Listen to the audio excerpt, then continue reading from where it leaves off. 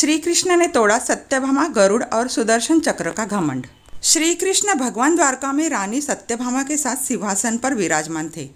निकट ही गरुड़ और सुदर्शन चक्र भी बैठे हुए थे। तीनों के चेहरे पर दिव्य तेज झलक रहा था।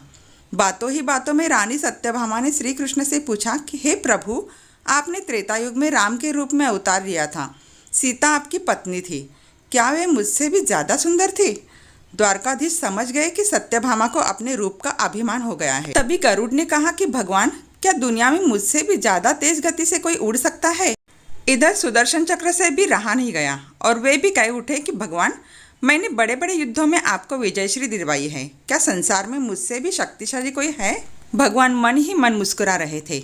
वे जान रहे थे कि उनके इन तीनों भक्तों का अहंकार हो गया है और इनका अहंकार नष्ट करने का समय आ गया है। ऐसा सोचकर उन्होंने गरुड़ से कहा कि हे गरुड़, तुम हनुमान के पास जाओ और कहना कि भगवान राम माता सीता के साथ उनकी प्रतीक्षा कर रहे हैं।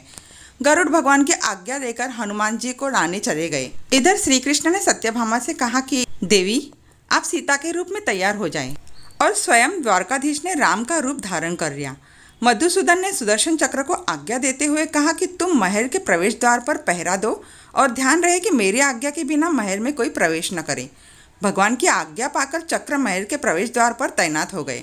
गरुड़ ने हनुमान के पास पहुंचकर कहा कि हे वानर श्रेष्ठ, भगवान राम माता सीता के साथ द्वारका में आपसे मिलने के लिए प्रतीक्षा कर रहे हैं। आप मेरे साथ चले, मैं आपको अपनी पीठ पर बैठाकर शीघ्र ही वहाँ ले जाऊँगा। हनुमान ने विनयपूर्वक गरुड़ से कहा, आप चलिए, मैं आता हूँ। गरुड़ ने सोचा, पता नहीं यह बूढ़ा वानर कब पहुँचेगा। खैर, मैं भगवान के पास चलता हूँ। यह सोचकर गरुड़ शीघ्रता से द्वारका की ओर उड़े। पर यह क्या, महल में पहुंचकर गरुड़ देखते हैं कि हनुमान तो उनसे पहले ही महल में प्रभु के सामने बैठे हैं। गरुड़ का सिर लज्जा से झुक गया। तभी श्री राम ने हनुमान से कहा कि पवन पुत्र, तुम बिना आज्ञा के महल में कैसे प्रवेश कर गए? क्या तुम्हें किसी ने प्रवेश द्वार पर रोका नहीं?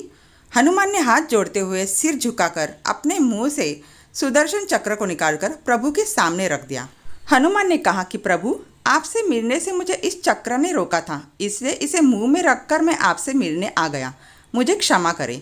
भगवान मन ही मन मुस्कुराने लगे। हनुमान ने हाथ जोड़ते हुए श्री राम से प्रश्न किया, हे प्रभु, आज आपने माता सीता के स्थान पर किस दासी को इतना सम्मान दे दिया कि वह आपके साथ सिंहासन पर विराजमान है? अब रानी सत्यभामा का अहंकार भंग होने की बारी थी।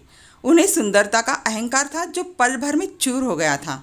रानी सत्यभामा, सुदर्शन चक्र व गरुड़ जी तीनों का गर्व चूर चूर हो गया था। वे भगवान की लीला समझ रहे थे। तीनों की आंखों से आंसू बहने लगे और वे भगवान के चरणों में झुक गए। अद्भुत लीला है प्रभु की। अपने भक्तों के अहंकार को अपने भक्त द्वारा ही दूर किया उन्होंने। कहानी का सार, जीवन में कभी भी अहंकार नहीं करना चाहिए। ज़रूरी नहीं है कि आज जो आपके पास है वह कल भी होगा। अपने अंदर जरा सी भी अगर अहंकार आने लगे तो स्वयं ठाकुर जी हमसे दूर हो जाते हैं।